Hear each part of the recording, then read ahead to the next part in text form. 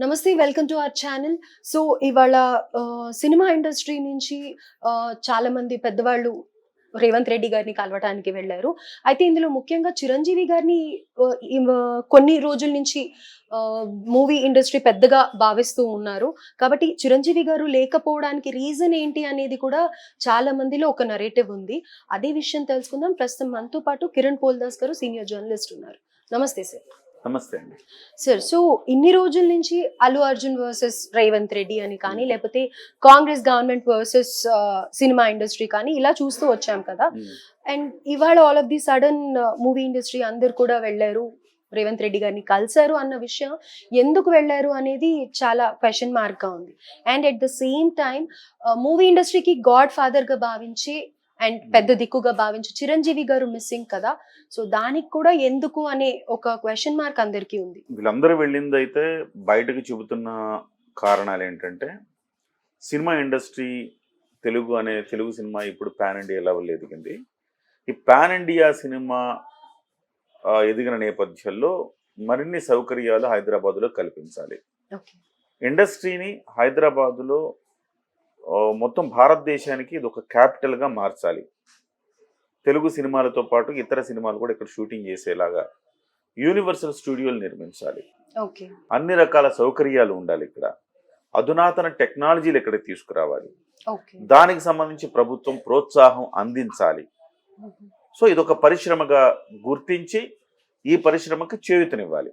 ఇది బ్రాడర్ వేలో బయటకి చెబుతున్న అంశం. సార్, అంటే నాకు ఇక్కడ ఒక డౌట్. మరి అంటే వరల్డ్ వైడ్ యూజ్ చేసుకోవడానికా, లేకపోతే వేరే ఇండస్ట్రీ వాళ్ళు కూడా వచ్చి ఇక్కడ మన హైదరాబాద్ లో కానీ లేకపోతే ఇక్కడ లొకేషన్స్ యూజ్ చేసుకోవడానికా మీరు అనేది? లొకేషన్స్ అని ఒక్కటే కాదండి, అధునాతనమైన టెక్నాలజీస్ ఇక్కడ తీసుకొస్తే కనుక ఇతర ఇండస్ట్రీస్ కూడా వచ్చి ఇక్కడ ఇతర భాషల సినిమాలు కూడా వచ్చి ఇక్కడ పని చేసుకుంటాయి. అంటే మీరు రామోజీ ఫిల్మ్ సిటీలో షూటింగ్ చేయడం అని కాదు నేను అంటుంది. అధునాతన టెక్నాలజీలు అంటున్నాను, ల్యాబ్లు, ఎడిటింగ్ స్టూడియోలు. సో హాలీవుడ్ కి తగ్గట్టుగా యూనివర్సల్ లెవెల్లో స్టూడియోలు నిర్మించాలి. ఆ స్టూడియోలో రకరకాల మనం ఉట్టి లొకేషన్స్ అని కాదు, ఆ లొకేషన్ లో షూట్ చేసుకోవాలంటే కావాల్సిన ఎక్విప్మెంట్ తో సహా 24 క్రాఫ్ట్స్ కి సంబంధించి అన్ని రకాలుగా ఇక్కడ అవైలబిలిటీ ఉండాలి. తద్వారా భారతీయ సినిమాకు హైదరాబాద్ ను ఒక క్యాపిటల్ గా మార్చాలి అనేది ప్రధానంగా వాళ్ళు చెప్తుంది. ఇదంతా బయటకు చెబుతున్నది. లోపల ప్రధానంగా వాళ్ళు కలిసింది ఏంటంటే, లిటరలీ చెప్పాలంటే క్షమించండి మహాప్రభో అని అడగడానికి వెళ్ళారు. సో అల్లు అర్జున్ ఇష్యూ తర్వాత అల్లు అర్జున్ గారి యాటిట్యూడ్ ఫలితంగా ఇవాళ సినిమా ఇండస్ట్రీ మొత్తం రేవంత్ రెడ్డి గారి ముందు, ముఖ్యమంత్రి గారి ముందు సాగిల పడాల్సి వచ్చింది. గౌరవప్రదమైన సంబంధ బాంధవ్యాలు నెరపాల్సిన సినిమా ఇండస్ట్రీ ప్రభుత్వం ఇవాళ ప్రభుత్వం ముందు మోకరిల్లాల్సిన పరిస్థితి లిటరల్లీ వచ్చిందని చెప్పాలి. 21 మంది ప్రొడ్యూసర్లు, 13 మంది డైరెక్టర్లు, 11 మంది యాక్టర్లు, హీరోస్.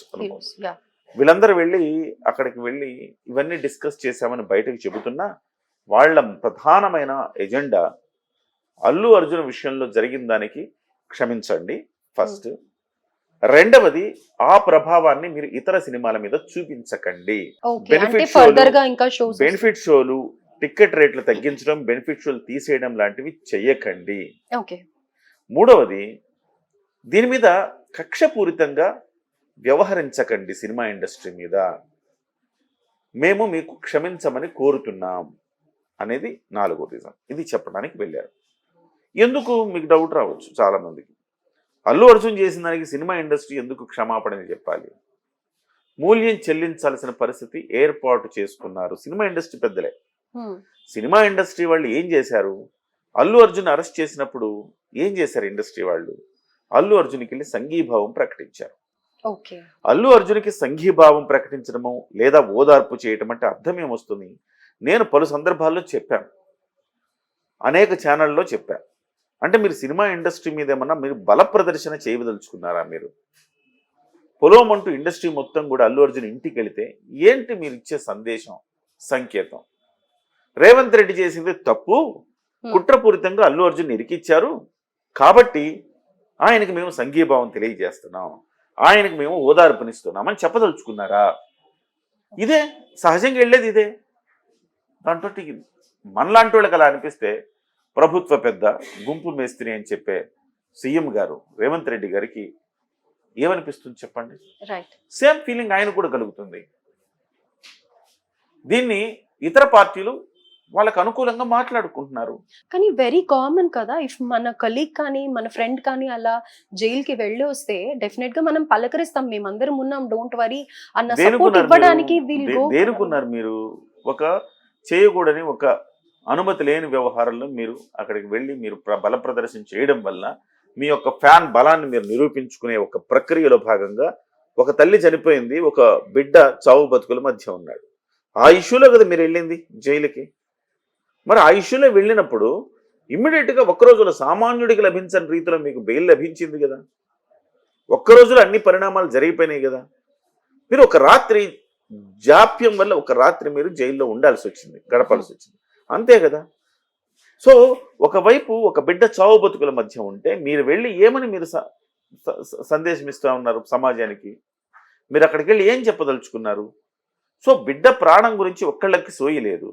ఒక తల్లి చనిపోయింది, దానికి సంబంధించి ఇండస్ట్రీల వల్ల ఒక హీరో ఫ్యాన్స్ వచ్చి తొక్కిసలాట వల్ల ఒక ప్రాణం పోయింది.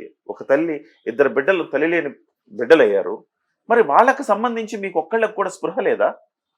అలా లేకుండా వెళ్ళి అల్లు అర్జున్ పొలవమంటూ పరామర్శించడం ఏం కొంపలు మునిగిపోయాయని అంటే మీరేమి అక్కడికి వెళ్ళి ఈయన చిన్ని కృష్ణ గారు ఏమంటారు? డెఫినెట్గా ఇది కుట్ర, ప్రభుత్వం సర్వనాశనం అయిపోద్ది అన్నాడు కదా ఆయన. సో అదే ఆయన అన్నాడు, మీరు అనలేదు, అదే సంకేతం వెళ్తోంది. వెళ్ళినప్పుడు ముఖ్యమంత్రి ప్లేస్లో ఉండే రేవంత్ రెడ్డి గారికి ఏమనిపిస్తుంది? నేను తప్పు చేశానని వీళ్ళు చెప్పదలుచుకున్నారు సమాజానికి. నిజంగా నేను స్ట్రిక్ట్గా ఉంటే ఏం జరుగుద్దో చూపిస్తా అని స్ట్రిక్ట్గా ఉన్నాడు. నిజంగా ఆయన స్ట్రిక్ట్గా ఉంటే బెనిఫిట్స్ వాళ్ళకి ఎందుకు అనుమతించేవారు? స్ట్రిక్ట్గా ఉంటే మీకు టికెట్ రేట్లకి ఎందుకు అనుమతించేవాళ్ళు? అంత రేట్లకి అనుమతించేవారు కాదు కదా. సహృద్భావ వాతావరణంలో అనుమతించారు. మీరు మీరు బల ప్రదర్శనగా చూస్తే ఆయన చేయాల్సింది ఆయన చేస్తాడు. అదే జరిగింది ఇవాళ.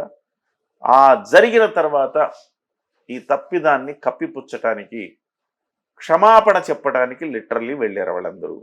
మేము చేసింది తప్పే, అక్కడి నుంచి ఇక్కడికి, అందుకే మీకు దండం పెట్టి శాల్వా కప్పి క్షమించమని అడగటానికి వచ్చామనేది ఇండైరెక్ట్ మీనింగ్. అదే చేశారు. సో అది చేసి ఏమైనా కొత్తగా ఏమైనా సాధించారా మీరు చెప్పండి నాకు? బెనిఫిట్స్ సాధించగలిగారా? లేదు కదా. ఆయనేం ఒప్పుకోలేదు, నేను తగ్గేదే లే అన్నాడు. ఇంకా ఏం చెప్పాడు ఆయన? మీకు సామాజిక బాధ్యత ఉండాలి అన్నాడు. మాదక ద్రవ్యాల పట్ల చేస్తున్న యాడ్స్, దానికి సంబంధించిన ప్రకటనలు మీరు చెయ్యాలి అన్నాడు. స్త్రీల పట్ల బాధ్యతగా ఉండాలి అన్నారు. సామాజిక ఇతివృత్తాలను తీయాలి అన్నాడు. తెలంగాణకు సంస్కృతికి అనువైన సినిమాలు తీస్తే ప్రోత్సాహం ఇస్తాము అన్నారు.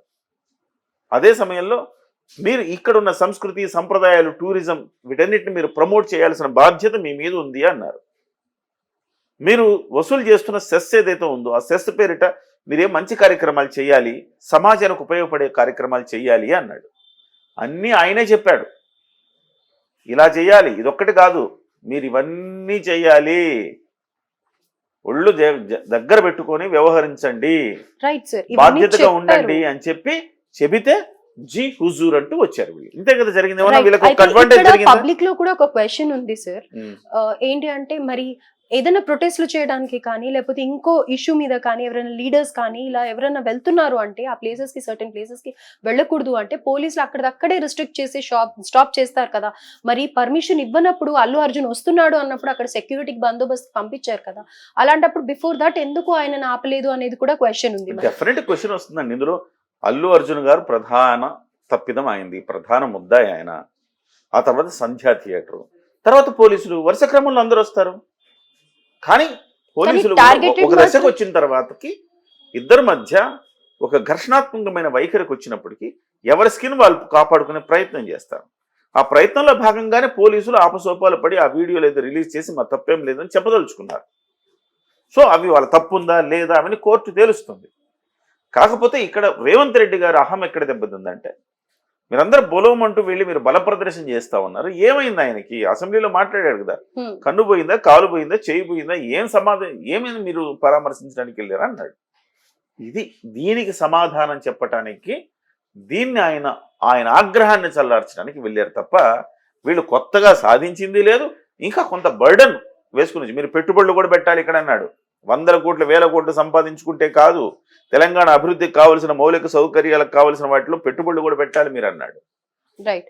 సో ఒక రకంగా చెప్పాను, టీచర్ సారీ అని చెప్తే టీచర్ ఇక నుంచి నువ్వు ఉదయాన్నే 8 గంటలకల్లా స్కూల్కి రావాలి, మధ్యాహ్నం కరెక్ట్గా లంచ్ టైంలోనే బయటికి వెళ్ళాలి, అప్పటి వరకు బయటికి వెళ్ళకూడదు, బెల్లు కొట్టిన తర్వాతనే స్కూల్ నుంచి బయటికి వెళ్ళాలి, ఇవన్నీ క్రమశిక్షణగా ఉండాలి, పాఠాలు వినాలి, ఇవన్నీ చెప్తారు కదా, అట్లా చెప్పారు ఆయన. అవన్నీ వినేసి వచ్చారు. మరి బాస్ ఎక్కడ, చిరంజీవి గారు ఎక్కడ? చాలా మంది అనుకుంటున్నట్టుగా చిరంజీవి గారిని పిలవలేదని కొంతమంది, పిలిచిన ఆయన వెళ్ళలేదని కొంతమంది, ఇవన్నీ అంటున్నట్టుగా ఇవి వాస్తవాలు కాదు. చిరంజీవి గారిని పిలవకుండా సమావేశాలు జరుగుతాయా? అసలు చిరంజీవి గారు ఉంటే ఆ బృందం, ఆ మీటింగ్కి వెళ్ళిన బృందానికి ఒక అందం, ఒక ఇమేజ్ వస్తాయి. చిరంజీవి గారిని పిలవలేదా అంటే వాస్తవం జరిగింది ఏంటంటే అక్కడ మనకున్న కీలకమైన సమాచారాన్ని బట్టి రేవంత్ రెడ్డి గారు ఇవాళ ఏం డెసిషన్స్ తీసుకున్నారు, ఈ సినిమా ఇండస్ట్రీకి ఏ మాత్రం అనుకూలమైన ప్రకటనలు ఏం లేవుగా. ఇంతమంది వెళితే 40 మంది పైన వెళ్ళారు, ఒక్కటన్నా ఒక 50 మంది బృందం అనుకున్నారు, వెళ్తే ఒక్కటన్నా సినిమా ఇండస్ట్రీకి మంచి శుభవార్త ఏమన్నా ఉందా? వాళ్ళు సాధించుకొచ్చింది ఏమన్నా? ఏం లేదు కదా. ఏమీ లేనప్పుడు అసలు చిరంజీవి గారు వెళ్ళి ప్రయోజనం ఏంటి? First thing. మరి రేవంత్ రెడ్డి గారి దగ్గరికి చిరంజీవి గారు వెళ్ళి మాట్లాడతారు, రేవంత్ రెడ్డి గారికి కొంచెం మొహమాటం అడ్డొస్తుందిగా. మరి చిరంజీవి గారే మాట్లాడితే ఒప్పుకునేవారేమో. వినండి, చిరంజీవి గారు లాంటి వాళ్ళు వచ్చి అడిగితే నేను కాదని ఎలా అనగలను? కాబట్టి దయచేసి చిరంజీవి గారిని పిలవద్దు, ఈ బృందంలోకి ఆయన్ని తీసుకురావద్దని రేవంత్ రెడ్డి గారే దిల్ రాజుకు సూచించినట్టుగా మనకు కీలకంగా తెలుస్తోంది. సో ఆయన వస్తే నేను మొహమాటానికైనా 1-2 ఒప్పుకోవాలి, ఒప్పుకోకుండా ఇలా ఆయన వచ్చిన తర్వాత పంపిస్తే అది రకంగా ఇద్దరికి మంచిగా అనిపించదు. అది ఆయనకు కూడా నొచ్చుకుంటాడు, నాకు కూడా గిల్టీనెస్ ఉంటుంది. కాబట్టి ఆయన రాకపోవటం ఉత్తమం. గతంలో జరిగిన సంఘటన ఒకసారి మనం గుర్తు చేసుకోండి. జగన్మోహన్ రెడ్డి గారి దగ్గరికి వెళ్ళి చేతులు జోడించి చిరంజీవి గారు టికెట్ రేట్లకు సంబంధించి సినిమా ఇండస్ట్రీ సమస్యల గురించి చర్చించి వచ్చారు. అప్పుడు ఎంత నెగిటివిటీ వచ్చింది ఆ ప్రభుత్వానికి. కాబట్టి ఇవాళ రేవంత్ రెడ్డి గారు ఏదైనా సానుకూలమైన నిర్ణయాలు తీసుకొని సరే నేను ఇది ఇస్తా అనుంటే అనే ఒక ఉద్దేశం ఆయనకుంటే చిరంజీవి గారిని కూడా తీసుకురండి అనేవారు ఆయన. ఇలా అనే ఉద్దేశం ఆయనకి లేదు కదా. మీకు బుద్ధి చెప్పాలి, మీరు బుద్ధిగా ఉండాలని చెప్పదలుచుకున్నాడు అంతే. దాంట్లో మళ్ళీ పెద్ద ఆయన్ని ఇన్వాల్వ్ చేయొద్దు, చిరంజీవి గారిని ఇన్వాల్వ్ చేయొద్దు, పెద్ద ఆయన వద్దు అని ఆయనే దిల్ రాజుకు సూచించినట్టుగా చెప్తున్నారు. అందుకే దిల్ రాజు గారు కేవలం కొంతమందితోనే ఆయన వెళ్ళారు, చిరంజీవి గారిని లేకుండానే ఆయన వెళ్ళారు అంతే తప్ప చిరంజీవి గారు పిలిచారు అయినా వెళ్ళలేదని కొంతమంది, లేకపోతే అసలు పిలవలేదని కొంతమంది, ఇవన్నీ రీజన్స్ కాదు. వాస్తవానికి బిజీగా ఉన్న ముఖ్యమంత్రి గారి దగ్గరికి వెళ్దాం అనుకుంటే చిరంజీవి గారికి వీలున్నప్పుడు, రేవంత్ రెడ్డి గారికి వీలున్నప్పుడు రెండు వీలు చూసుకొని ఇది పెట్టుకుంటారు మీటింగ్. అలా కాకుండా వెళ్ళారంటే ఇది జరిగిన బ్యాక్ అండ్ స్టోరీ ఇది. ఇక నాగార్జున గారు కూడా వెళ్ళారు. నాగార్జున గారు నిన్నగాక మొన్న నాగార్జున గారు హైడ్రా ఆయన బిల్డింగ్ ను కూల్చేసింది. అప్పటి నుంచి ఆయన ప్రభుత్వం పట్ల కాస్త కినుకుగా ఉన్నారు, ఆయన కొంచెం అసంతృప్తిగా ఉన్నారు, బాధగా ఉన్నారు, కోపంగా ఉన్నారు, ఏదైనా అనుకోవద్దు. అయినా ఆయన ఎందుకు వెళ్ళారు అంటే ఆయన బిజినెస్ మ్యాన్. మనం అర్థం చేసుకోవాల్సిన ఆయన సినిమా వ్యక్తిగా అక్కడికి వెళ్ళాడని నేను అనుకోవట్లా, బిజినెస్ మ్యాన్. ఇక ఫర్దర్ డ్యామేజ్ జరగకుండా ఉండాలంటే దిల్ రాజు గారిని రేవంత్ రెడ్డి గారిని ఒకసారి వెళ్ళి విష్ చేసి వస్తే బాగుంటుంది ఫస్ట్ థింగ్. రెండవది ఆయన బిజినెస్ మ్యాన్, యూనివర్సల్ స్టూడియోస్ కట్టాలి, మీరు ఎంతో కొంత మూలధనం పెట్టండి ప్రభుత్వం నుంచి అని అడిగారు ఆయన. మాకు ప్రోత్సాహాలు ఇవ్వండి అని అడిగాడు. యాజ్ ఎ బిజినెస్ మ్యాన్ అడిగాడు అవన్నీ, యాజ్ ఎ హీరో కాదు ఆయన అడిగింది. ఆయన సినిమా ఇండస్ట్రీలో అత్యంత పెద్ద బిజినెస్ మ్యాన్ ఎవరైనా ఉన్నారు అంటే మనం మొదటి వరుసలో ఉంటారు, మొదటి వ్యక్తిగా మన నాగార్జున చెప్పుకోవచ్చు. ఆ రకంగా నాగార్జున గారు ప్యాచప్ చేసుకుంటానికి వెళ్ళారు. ఇక వెంకటేష్ గారు సినిమా ఉంది ఆయనది, సంక్రాంతికి వస్తున్నాం, ఆ సినిమా కోసం ఆయన వెళ్ళారు. సో మిగతా నిర్మాతలంతా అల్లు అరవింద్ గారు వెళ్ళారు. కానీ అల్లు అరవింద్ గారు ఆ చర్చ జరిగిన తర్వాత అల్లు అరవింద్ గారు ఏం మాట్లాడతారు, ఇంకా ఆయన ఏం మాట్లాడలేరు. సహజంగా వీళ్ళే మాట్లాడి ఇక నుంచి అలా పుష్ప మీద కూడా కొంత చర్చ జరిగింది. అలా చేస్తే ఎట్లా, మీరు బౌన్సర్లను పెట్టుకుని ఇష్టానుసారం చేయొద్దు, ఇక నుంచి మీరు మీ భద్రత మీ రక్షణ మీరే చూసుకోవాలి, పోలీసుల మీద వేయొద్దు అని శుతిమెత్తగా ఆయన హెచ్చరించినట్టుగా తెలిసింది. సో జరిగిన వాటికి సారీ చెప్పుకోవటానికే వెళ్ళారు అని అంటారు. And 100%. Inside the story Chiranjeevi గారు రాకపోవడానికి కూడా అందరూ చాలా విధాలు చెప్తూ ఉన్నారు. అంటే అల్లు అర్జున్ని